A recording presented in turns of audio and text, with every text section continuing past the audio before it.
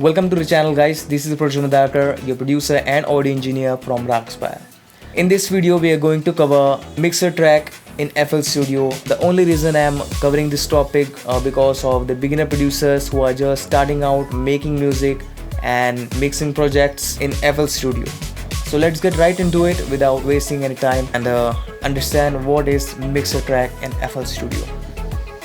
So let's understand the insert slot individually. So when you select an insert, you can see there are multiple knobs and buttons that helps you achieve different features and different effects to your audio track.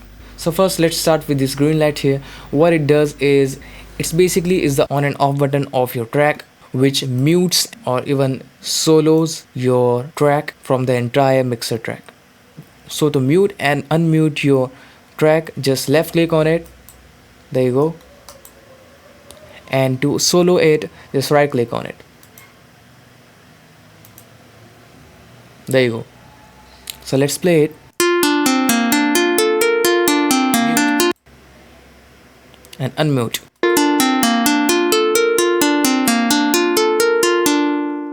Let's try solo.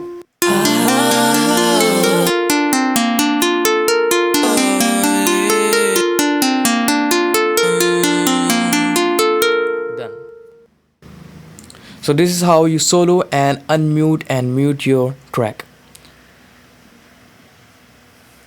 So just beside this green light here, you can see a knob which says panning.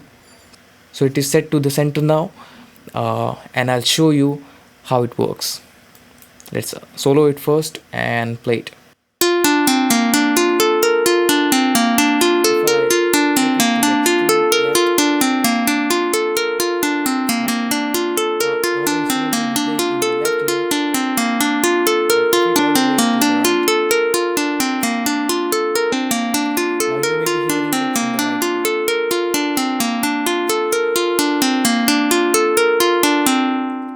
You can set the panning according to your preference.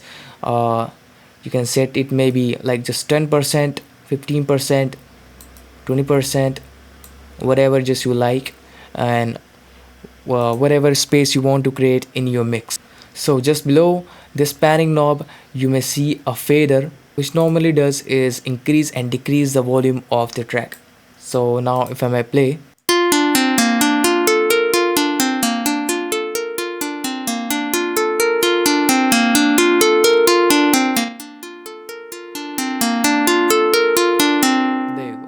if you want to just reset it to the 0, just click Alt and left click. It will set to the default level of your mixer track, which is 0 dB. And it also shows the dB level of your track, how much you are decreasing and how much gain you are giving it right here.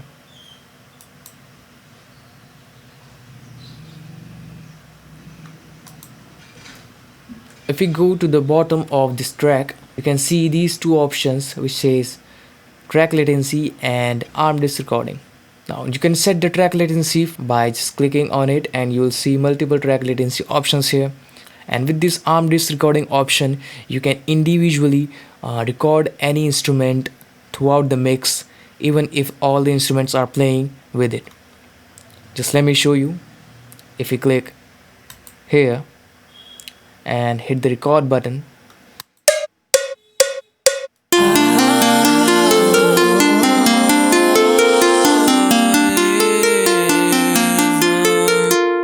so you can see it has only recorded the plug in which we have set the arm disk recording on.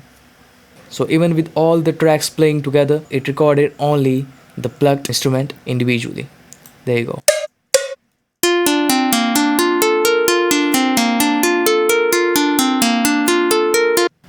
See how it beautifully recorded the plugin individually without getting any of the other plugins in it. So that's a very useful feature if you want to experiment and do creative stuff in your mix. Now moving ahead, you may see these two options just below arm disk recording, which says reverse polarity and swap left and right channels. So if we listen to it solo and hit the reverse polarity, you may notice some changes.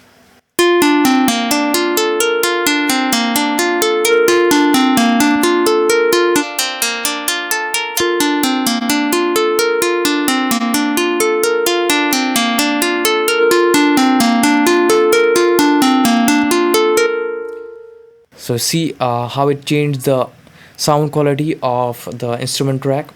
So now let's try the swap feature.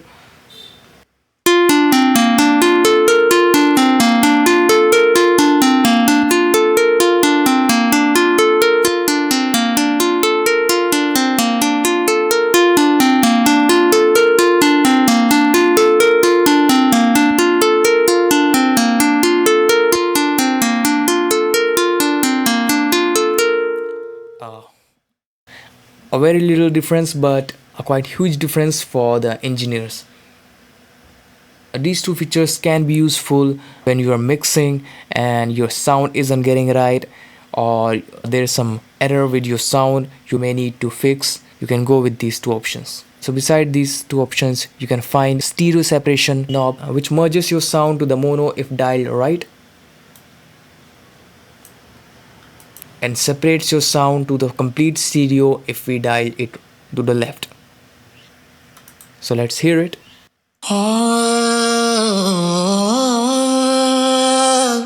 Now if we turn it to the left, which is separating two channels and making it stereo. So the normal one,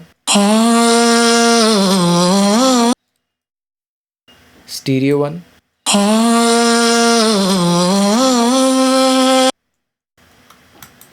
so you can see how it separated the sound, making stereo and mono.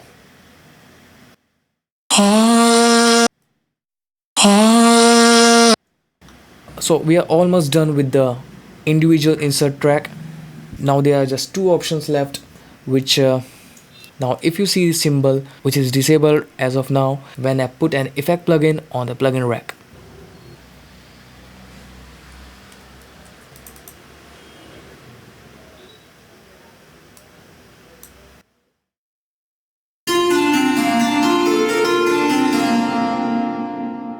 You can see we have added an plate reverb on the plugged instrument. Now you can see the symbol is enabled right now in golden color, and let's see what it does when we switch it on and off.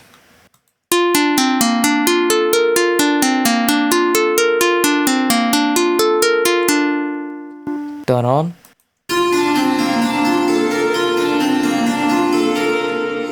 It's basically turning off the effect which we have applied on the plugin rack.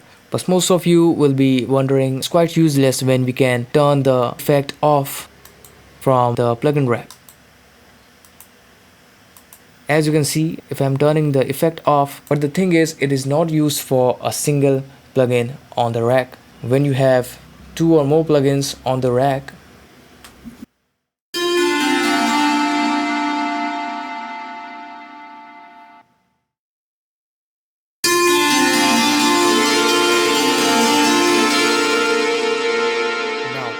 now instead of turning off every plugin individually on this rack, I'll just go ahead and switch the symbol off. All the effects on this track are disabled.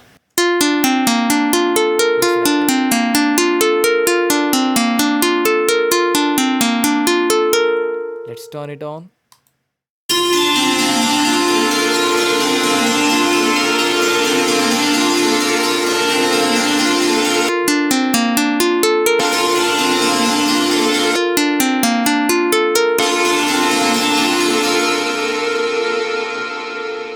So that's how you do it. The last thing on this insert track is what we call a routing system. So guys, that was it for today's video. If there's still something left, we will cover it in the next videos and cover all the features and sections of FL Studio to make your producing better. So let's meet in the next video. This was your guy Prajwal, your producer and audio engineer from RaagSpire.